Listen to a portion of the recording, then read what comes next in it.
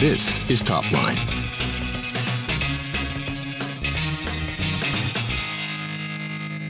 Okay. Well, welcome to the first episode of Topline, everybody. We've got my co-hosts on the show, Asad Zaman, the CEO of Sales Talent Agency, and AJ Bruno, the CEO of QuotaPath. Hey, guys.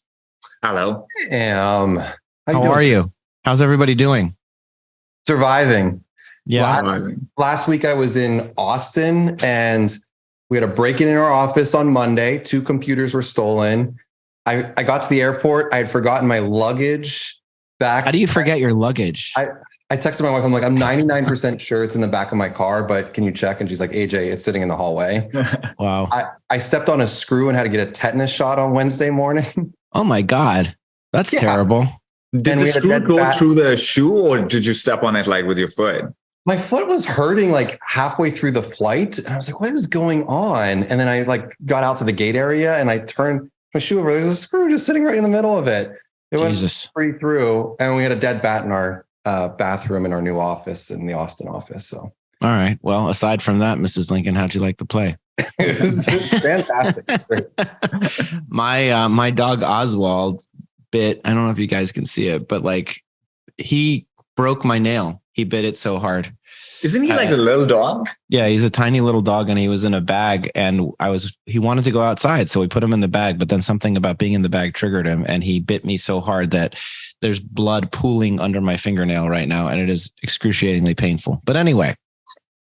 You're here though. I am here. Let's start with our first topic. This is our first episode. We're figuring this out. I think we should set the stage. And there's the person that typically best sets the stage is Mr. Zaman. And that's because he typically has access to employment data and labor data in terms of who's hiring, who's not hiring. But, there's a lot of talk about, are we in a recession? Is it just a tech downturn? I was listening. We were just talking about Pivot. I was just listening to some woman that just wrote a book that was like a Wall Street Journal reporter that Kara was interviewing, saying that the economy's great. It's about to be the roaring 20s and that everything's about to be unleashed and it's going to be this amazing period of stock market gains and excess. I feel like we actually just lived through it felt like a very weird, dissonant take and totally at odds with my daily experience. Asad, what are you seeing out there? How's the world? I think it's really interesting because what tech is going through is very different to the rest of the economy. If you look at the economy as a whole, it's definitely not where it was in 2021 and 2022 for the early part of it, but it's nothing like tech. In tech, 335,000 people have lost their jobs, but the job report came out, I think, a few days ago. That's the overall economy. And there's still millions of open jobs. The number of open jobs have gone down a bit, but there are still way more open jobs than people would have thought if you were only reading tech news. And so it's just a really interesting market. I think I listened to that podcast. I heard what she said. I disagree with it. But at the same time, Jamie Dimon just published his annual letter. And he's for a while been talking about how things are really bad. The economy is rough. There's going to be a recession, et cetera. And he was really chirpy and upbeat in this. Really? Really. Wait a second. Hold on. Didn't he just get $30 billion in new deposits 2 weeks ago? He's feeling great. He's like, the world's fantastic. Yeah, I don't know what you guys are complaining about. My life is good. I've got a systemically important bank, a SIB. So I think if you look at it from what's everyone saying, Goldman says recession risk is 35% in the next 12 months. They've taken it up by 10% because of SVB, but that's still pretty low. Most people feel like towards the later part of this year, the market is going to start stabilizing. And there was some news a couple of days ago around Klaviyo doing their IPO in September. It's the first major tech IPO after a year of no IPOs. And even M&A activity was down by 20% in Q1. And so that kind of speed, I think their analysis there is that towards Q3, early Q4, things start stabilizing. I think in tech, there is still going to be a little bit more pain. There'll be more layoffs. There seems to be a disconnect right now between public and private valuations because Redpoint released their annual shareholder deck. And in that, if you look at Series A and Series B valuations, privately, it is 38.9x of revenue for Series B and Series C rounds right now in Q1, the public market median for high growth is 6x. There's a huge disconnect that has to normalize that.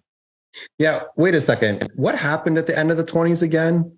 Isn't there like the Great Depression, the bank run? That's true. That was.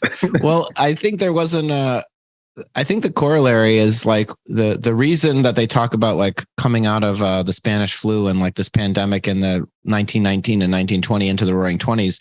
They didn't have this. They didn't have the Fed, and they didn't have the same quantitative easing and like central bank opportunities that now exist. My point is that like the Fed and the US government created the Roaring 20s and they just compressed it all into 2021 and 2022. Like we've already had the Roaring 20s. That's when there was free money and people were getting 70 times ARR valuations. I think I don't see any kind of like period of massive excess coming back anytime soon. I feel like with interest rates where they are, and I also didn't Jerome Powell say that he's keeping them. They're still like a quarter or a half point to go. So, I there's more talk, and some of the people that we all listen to, there's more talk that like this is actually the slow creeping death of like even worse stuff happening. In the future, in terms of Ray Dalio's book about debt crises and how massive spikes in interest rates typically are indicative of, a collapsing empire and stuff like that. That guy's never been wrong. Ray Dalio. I'm a little bit more bearish than Asad is on this. I don't know.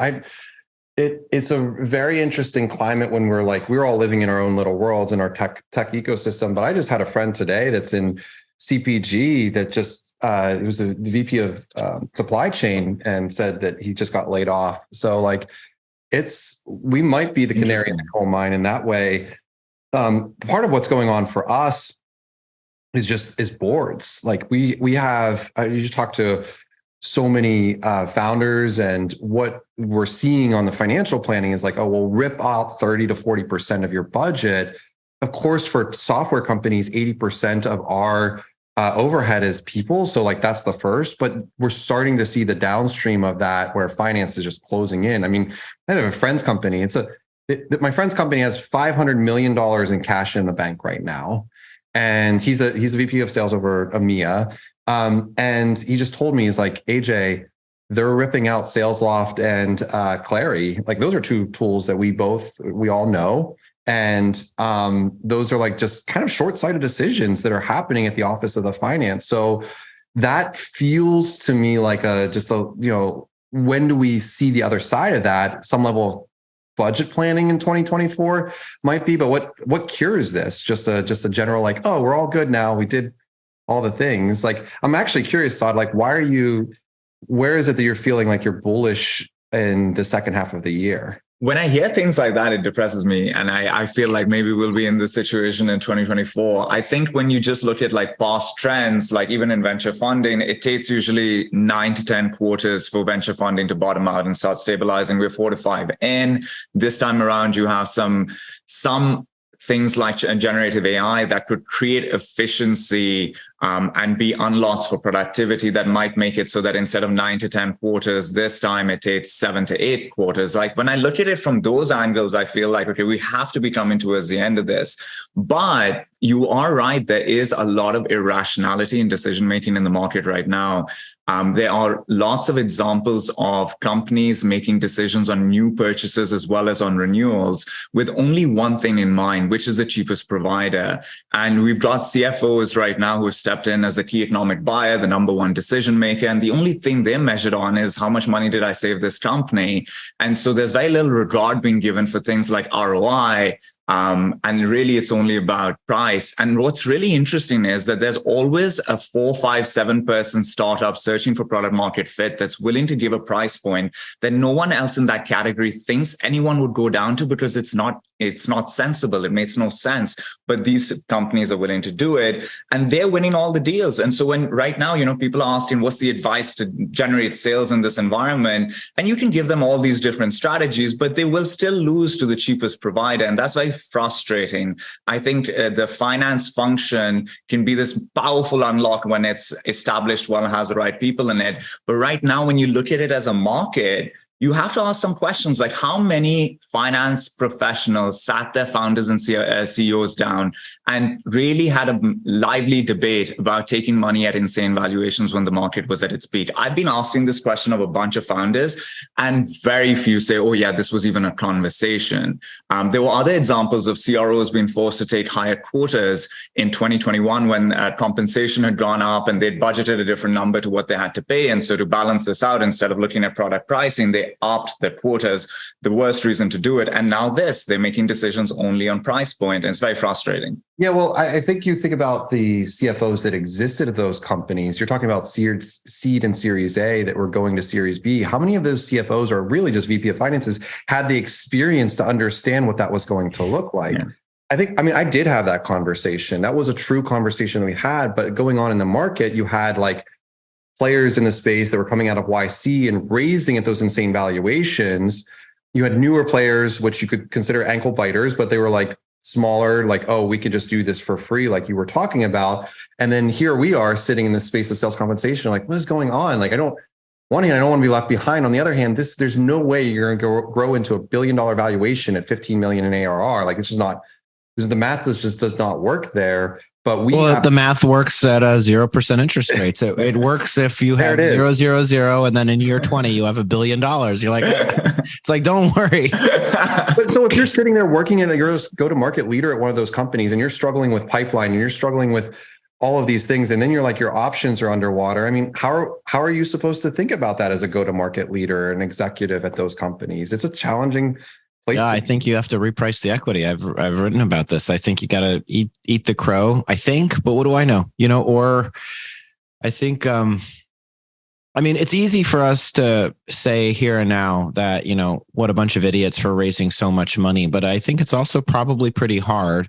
And it's just wild human psychology, because there's so many people that were winners for a long time, 18 months, where I was looking at certain people as like, that's the person to emulate. That's the winner. Yeah. And now I wouldn't trade shoes with that person at all. Like those idiots. It's not even that they're idiots. I just feel bad for them. I mean, we talked about this at the CMO Summit with Pavilion, but I've talked to a lot of people, particularly CROs and CMOs, a little bit less CEOs. CEOs, maybe they sold secondary. Maybe they're just a little bit more like, I'll figure it out and I'm still in my dream job.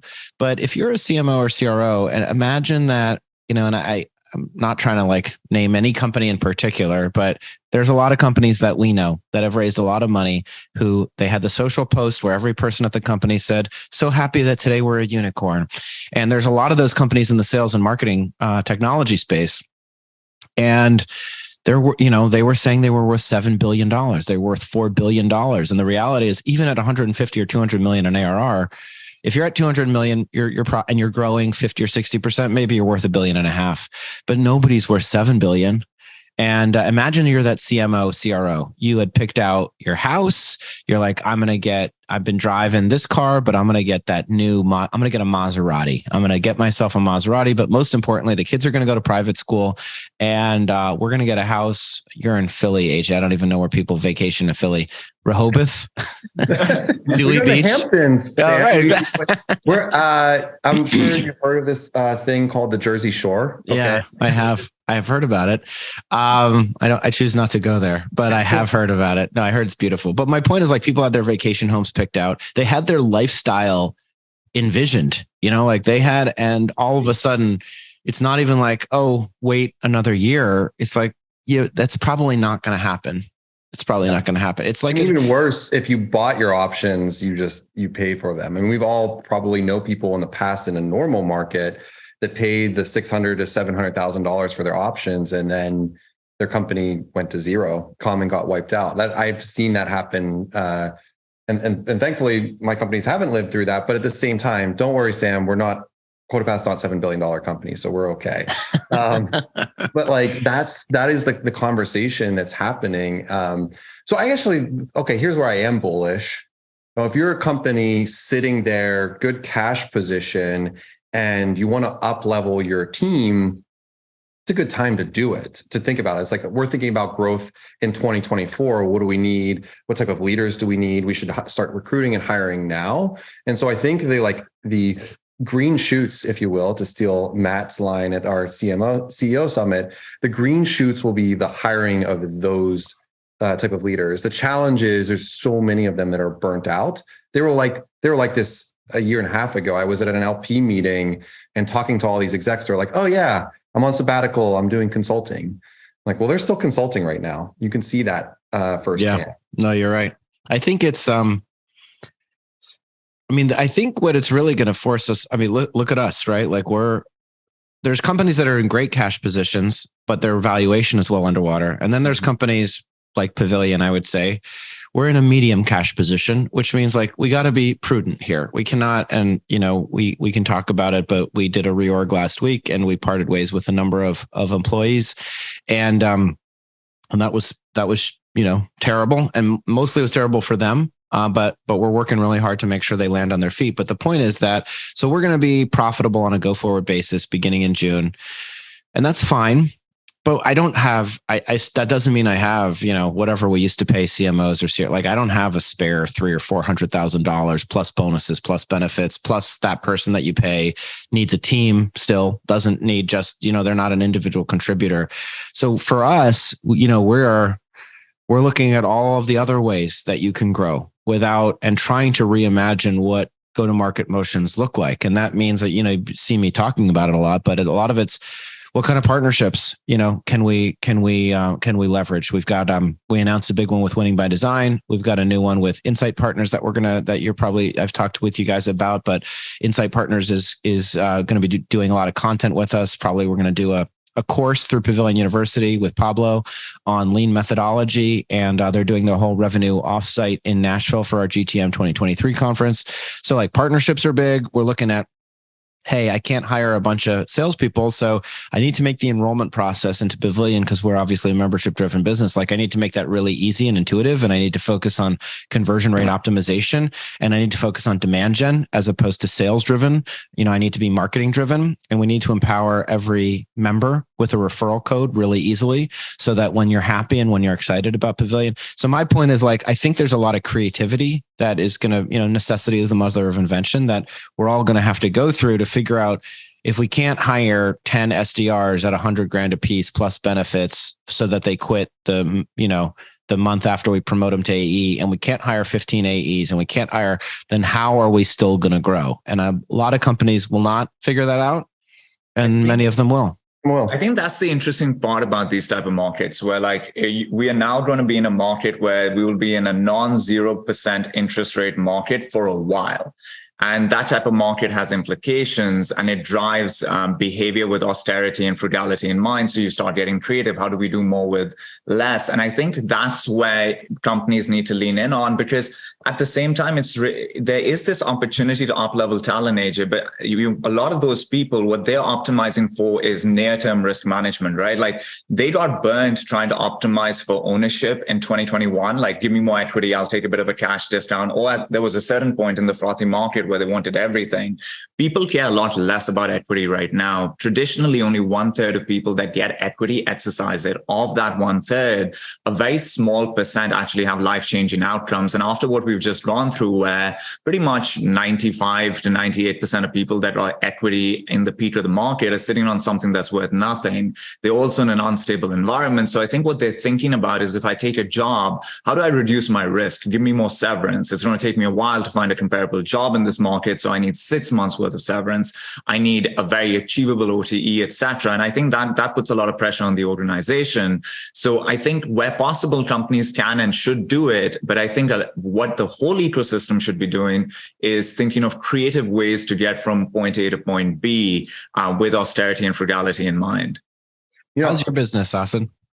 The business, it's interesting. Q1 was just AJ and I were chatting on Friday, and we were both crawling into the weekend after like a hectic quarter. And so it was one of those, like it was a slog. We ended up doing well, but it wasn't easy. It took a lot of work to adjust the business to this new environment that we're in.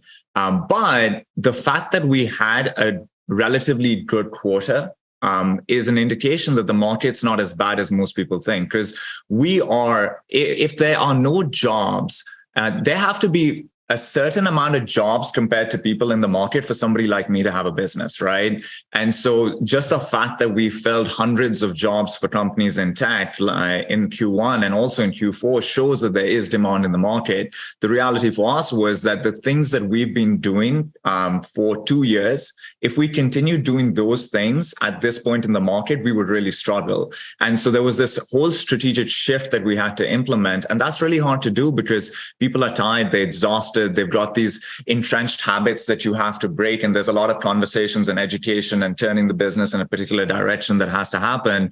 And so Q1 ended on a positive note, but it was probably the most tiring quarter I've ever had in my career.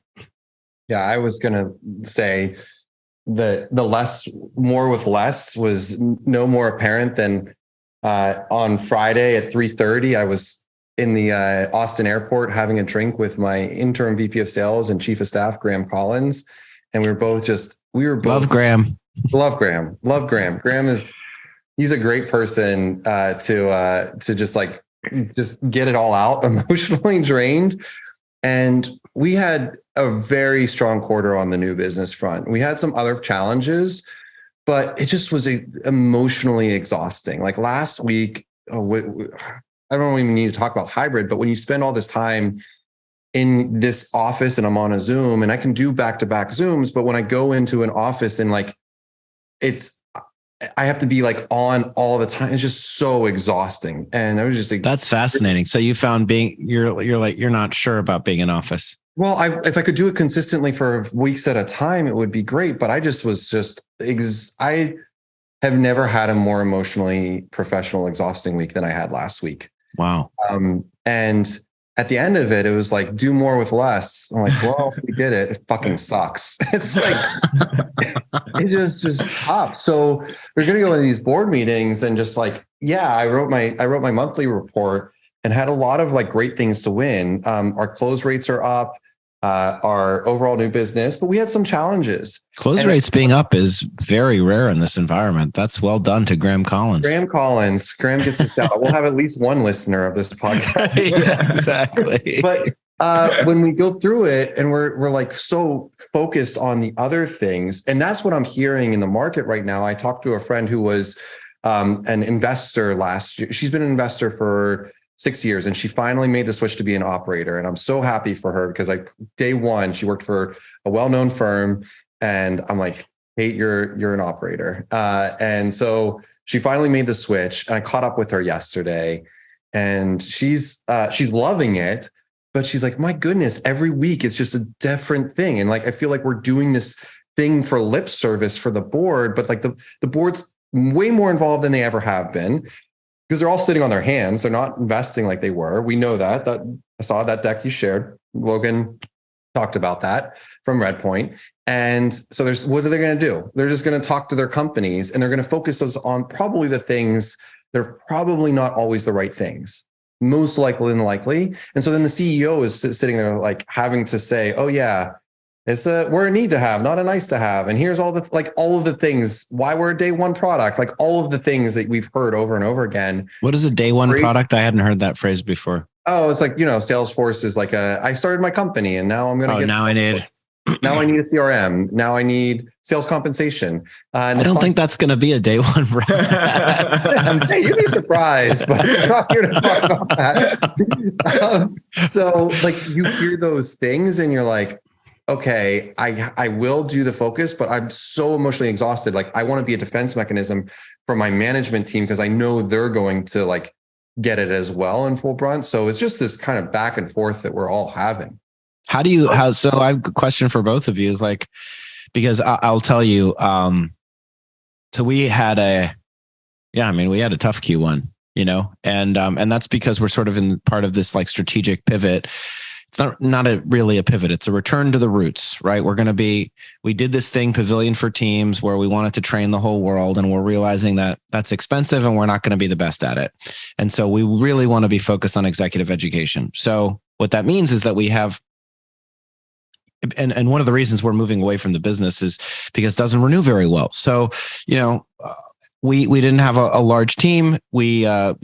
I'm sitting there looking at my my dashboard, and refreshing it, and it's not going the way that it normally goes at the end of the quarter. It's going actually down because there's we're renewing certain deals, but they're contracting, and I was really upset. And I woke up on Saturday and I refreshed it, and I'm like, fuck. And I had a call with my coach, and he's like, well, let's start with, why are you looking at ARR the first thing when you wake up? He's like, that's called being condition driven. Is there anything you can do in that moment to change whatever you see on the dashboard? I'm like, absolutely not.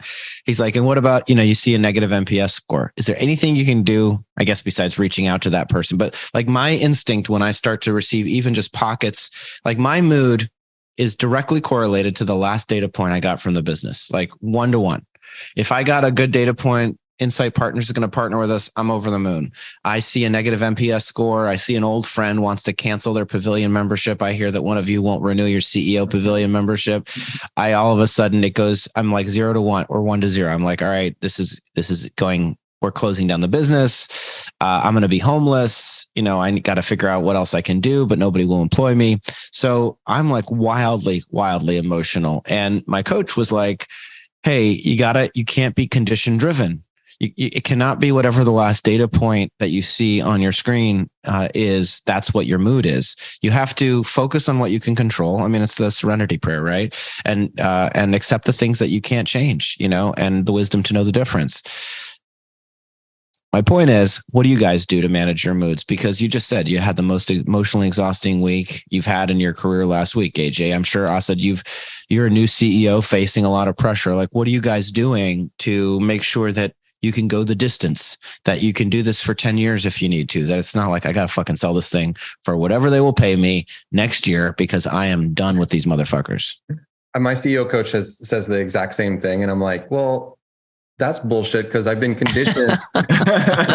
All the things I've been have gotten me to where I am. So I think it's so great to hear that, Sam, because I've had a very similar conversation with literally my CEO coach on that way of we're both sales leaders. We're all sales leaders at heart.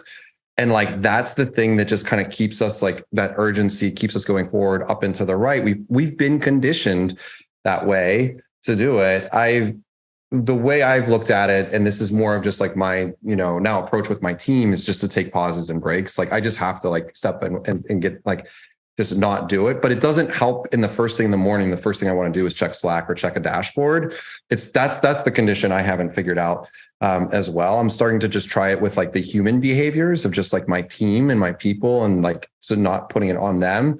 On the emotional, because it's also just one of those things is well, don't be emotional. Well, that's bullshit too. Emotion's going to drive the passion. Yeah, I can't at this point. I'm not, I can't tell you I'm not going to be emotional. I'm 45. I'll be 46 in July.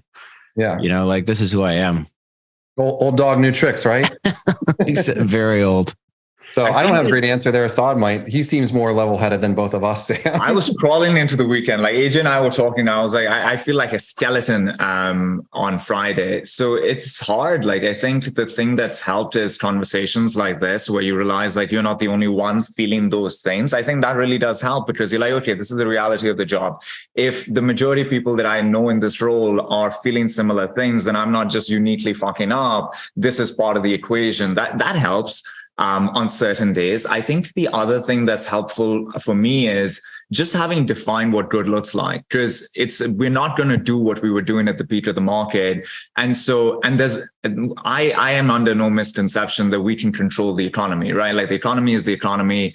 It presents a set of variables that you have to adjust to. And so you have to define what good looks like and try and get as close to that as possible. And if we end up doing that, even though this year is going to be lower than last year, for me, that still helps me, stay calm, stay chill. But the biggest one, honestly, is these conversations, and then being able to take a break once you have gotten through what you wanted to get through in that quarter. So on Friday, I felt the way I felt, but Friday was also the last day before I took a couple of days off. So I'm actually off this week. I'll recharge. I'll go back to work.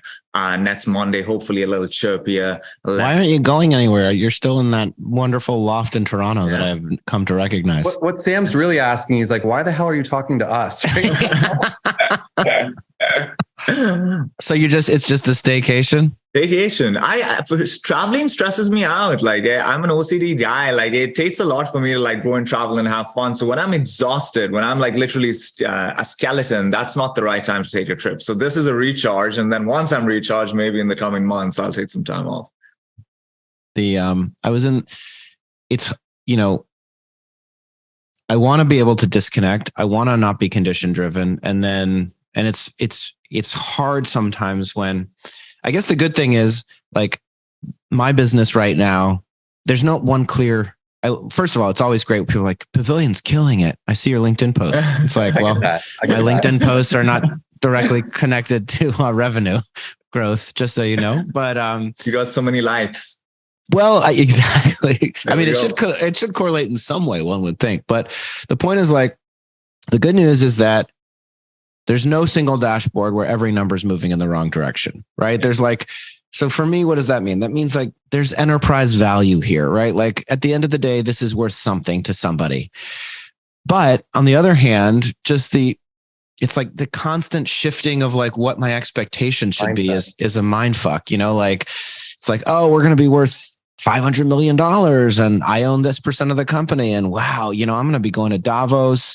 And I got to figure out like what my small talk is with Bono, because me and him are going to be spending a lot of time together. And then it's like, well, I don't think there might be, I was talking to the board a couple of weeks ago and I'm like, so what do you think that's worth? And, I don't need to share like the specific numbers, but like we're on the right side of being close to 20 in terms of run rate. And but we were unprofitable. And they're like, well, if you get to profitability, it's worth between 30 to 50. And I was like, and what if we don't get to profitability? And they were like, then it's worth 0. And I thought that they were, and somebody was like, well, they don't really mean that. I was like, well, what they mean is stop asking about what it's worth and start building the company in the right way. Like there's no point in asking right now because we're not selling at the bottom of the market. But then I was with another investor a couple days later for the NCAA tournament. And my buddy was saying like, he's got companies in his portfolio and the founders just cannot face reality. Chamath talks about this as well. Like there's companies that the CEOs where they understood it's just unsentimental and they made the tough decision. And there's people that cannot just accept that like, you're going to have to get smaller. You're going to have to make cuts because as my friend said, I just loved it. He's like, there's no bid on your ask right now. There is no bid on your ask. You may think it's worth that. Nobody else agrees with you. And that mindset is just like, for me, that's like the inner turmoil is like not worrying about what the company is worth and not basing my self-worth on whether we grew 40% or we didn't grow 40%. We didn't beat the rule of 40. That must mean I'm a fucking loser. And that must mean that like this VC guy that's my age that I hate that, is well known, like maybe he is a better person than me instead of being like inferior to me. I don't know. These are all like the crazy things in my head. Sam, this is like, it hits home in so many different ways. Last year, there were different quarters where we had just total like things blowing up on go-to-market and trying to figure some stuff out. And while I didn't think about the valuation, the revenue growth of it was 100% something that was like forefront my mind. And so coming into this year, I've just like look at this as an opportunity because if I'm not going to worry about that, then where am I going to put my focus and energy into the business? It's like I can only solve so many problems. Only one person. So like I need to put all of my energy into like one parts of these, one KPI just to make sure, but then also like zooming out, because if you focus on one KPI, you're going to fail. So zooming out, making sure that like the rest of the business is like feeling comfortable, that the people are feeling like they feel like there's still a mission and vision, that you are going to go have that talk with Bono and it's going to be great. But like at the end of the day, it's like you're doing this because of the people and just focusing in on that team. And that gets very underappreciated culturally. Like Pavilion has like all about culture and community. Like Quota Path, I had the same thing for Trendkite where I have like half of the company has followed me. It's culture, it's about the people. And so like everyone always asks about the exit when you're on times are great and they're joining the organization. Like, what about an exit? When are we going to see liquidity? I'm like, look, Can't think about that right now because I just need great people to join the organization. We need the right people on the right bus at this moment in time, and we will have a great outcome. But like, I can't control what I can control. I can control my own company, and that's all I'm going to control. I think that's interesting, right? Like there's this idea of valuation and at any given moment that can be quite anxiety inducing. But then there's also, like, as you guys are talking, there are these characteristics that are commonalities here, like the way we think about the business, how much we think about the business. You wake up and you want to check the dashboard and these type of things. And I wonder if that's just part of the equation. Like that is how you become a founder or CEO. That becomes part. Like there was a book, the Only the Paranoid Survive. Like having that level of care for the organization and how it's doing, I think is part of the job. I think some people develop these really finessed habits where they wake up and they listen to Zen music and they light incense and they do some stretches. And I think that's fantastic. I'd love to learn how to do that. But I know more people that wake up and want to look at the dashboard and are obsessed about that and are thinking about that as they shower. They're like, how do I move this needle? Or what do I say to that person? Then I know people that wake up and like do yoga in roles like this. And I think that's just the game. I think so. I think, what I have to be careful of though is like being frantic. It's like I was seeing some contraction in ARR because of these. I like that it's so accurate, but we use ChargeBee, and it's like the minute if the renewal's on 3/31 and we don't get that contract back, it's churned, and if we get it back, we'll add it back. But like it's gone right away, and so like I'm looking at ARR contracting. I'm like and all of a sudden I'm blowing up my finance team Slack. I'm like, get me the list of all of the companies, and I'm like, who do I know at these and I'm like moving, and it's. In some ways, I guess it's productive in the sense that maybe I can do something, but mostly what I need to do is I need to focus. So for example, Asad, and we're going to probably talk about ChatGPT, but one of the things I'm trying to do, I haven't been successful at it yet because I spent an hour in traffic this morning taking my car to get serviced. But my idea is that when I wake up, what I do is I tweak my 3-year vision. Using ChatGPT as like an editor and a refiner, that like I spend as much time in a peaceful future as I can so that I can bring that energy of like, where are we going? That's what I need to think about, as opposed to like, let me figure out who I know at these fucking companies. I don't even, FundSquire. I don't know what that is. It's a company, apparently. They're customers of ours, good for them. I love them. I love their work. It's like, why are they churning? I got to call the CEO of FundSquire. What does FundSquire do? I don't know. Like maybe it's just about like, where do I put my energy so that it's productive? Because I think it's also an attribute of a CEO. Like we're just so I'm so impatient. I see a number, I want to move it right away. I'm like, how do I get $1 million of ARR tomorrow? And it's just not how it works. I think like I noticed this with internal like projects where we'll be working on something. It's like, okay, when do we meet next? And they're like, well, let's meet next week. And you're like, what do you mean next week? Why aren't we meeting tomorrow? Why aren't we meeting like at the end of the day today? And some of that is needed in a market like this. And some of that can come from like feeling tired and frantic and things of that nature.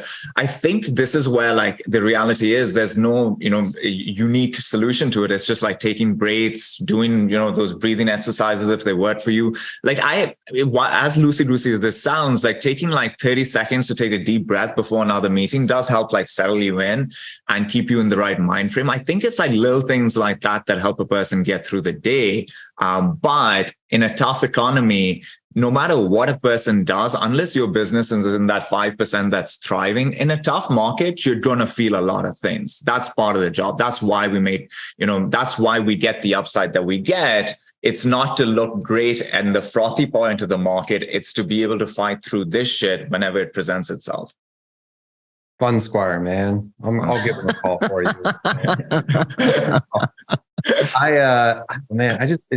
It hits so much at home because on Friday we had a lot of wins and we had a churn customer that came back to us. Oh, that's awesome. Congrats. Yeah, but then we had a call with a European company. I won't name the company.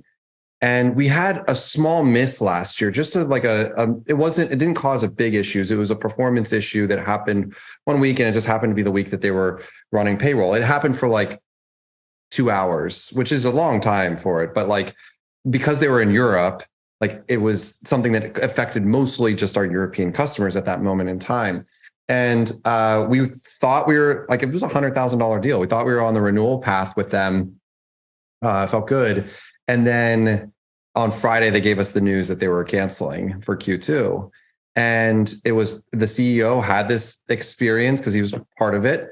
He called his friend at a local company out in Europe that's like super small. And to Asad's point, like they offered $8 a user or something ridiculously small that was just unheard of. And they signed the contract earlier at that. And it was just like, so you do all of this work and then you just have that. Just like, can't we just have a win? Just give us a win this week. Come on. Was this before or after the tetanus shot?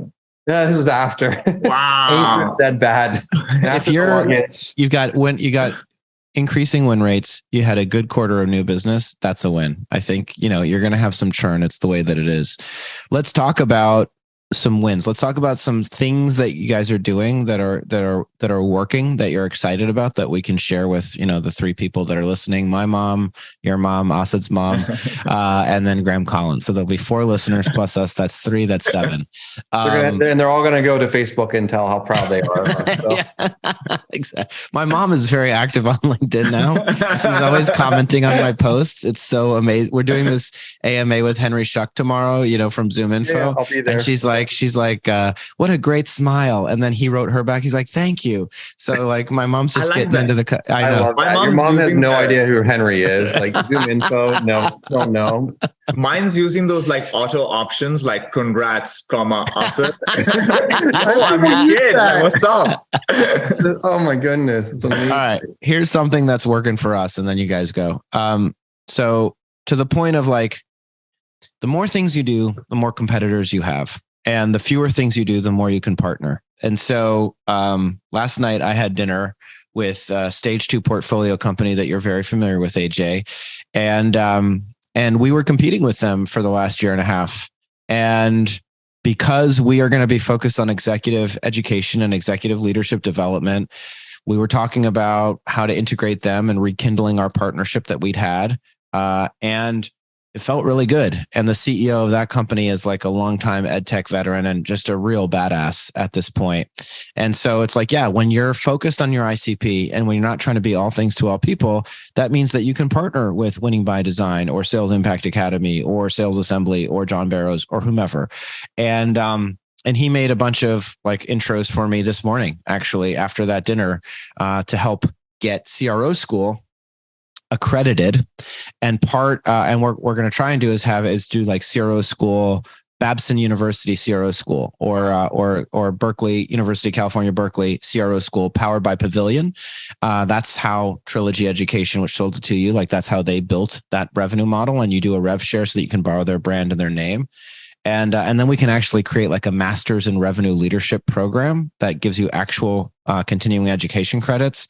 Anyway, it was a great dinner. But the point is that like all of it's possible when I'm like, oh no, you're a competitor and you're a competitor and I want to be an executive recruiter. I want to train all salespeople. I want to be a platform for expert networks. It's like, if I can just know exactly what I want to do and focus, then I can partner with a bunch of people that don't do the same thing.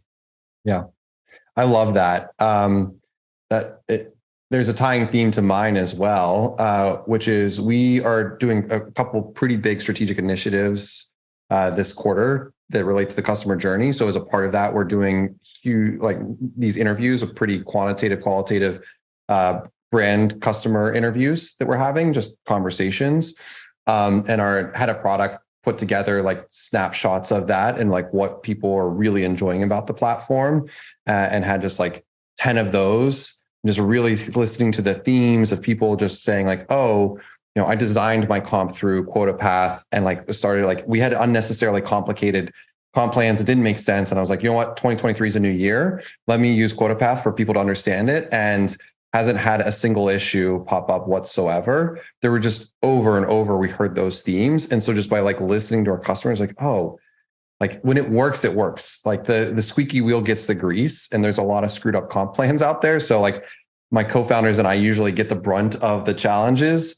But when you hear the greatness of that, it just that was a huge win that we're going to take and actually, as a part of the strategic initiative, say like, oh, that's where our focus needs to be on this thing. So awesome. For us, it's there's this idea that in marketing, if you can show your ICP that you understand their problems better than anyone else, they'll give you an opportunity to provide a point of view on how they can go about solving it. And in Q1, one of the largest VC firms in the world that we partner with, they reached out to us asking us for certain data. They're like, we've looked everywhere, no one can find it. And we thought, well, if anyone can come across this or figure this out, it's you guys. And the data wasn't necessarily to do with our business directly. It was around turnover by stages in tech. So turnover for the company, turnover for sales, turnover for product and engineering. And so we did a bunch of research for them and we put it out there.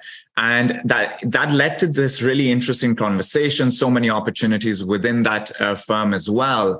And so we took that and we decided we're going to take one of our recruiters who understands recruitment really well. And we're going to put her in a very interesting new role where her job is every week to understand what do people that we work with care about, and then either going and finding the information for them or doing unique research ourselves, and on a weekly cadence, providing them with this intel.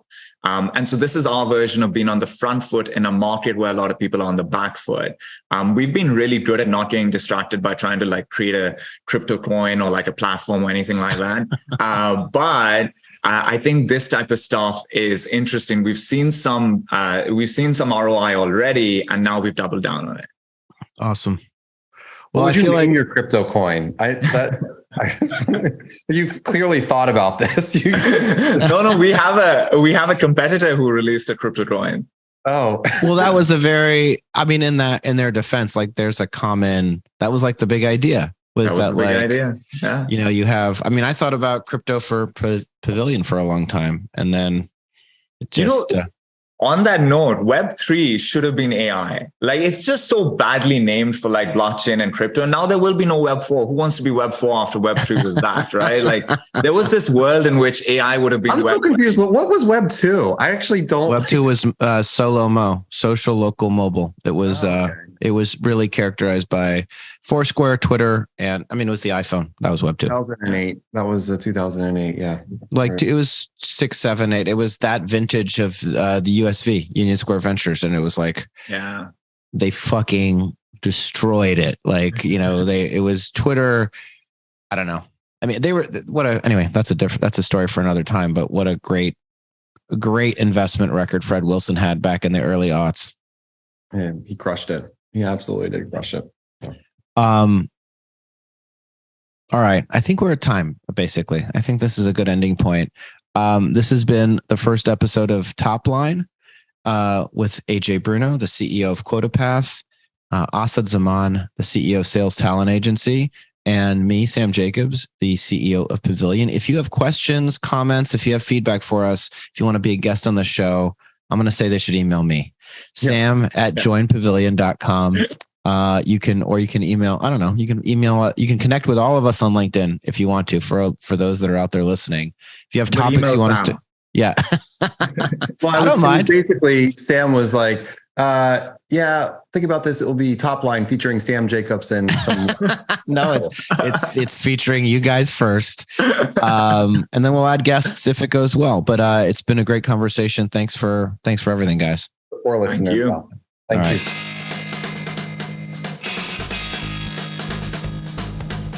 Thank you for listening to this episode of Topline. To learn more about the trends, news, and developments impacting the world of B2B SaaS, head to joinpavilion.com, where more than 4,000 of the world's top go-to market leaders go to achieve and unlock their full professional potential.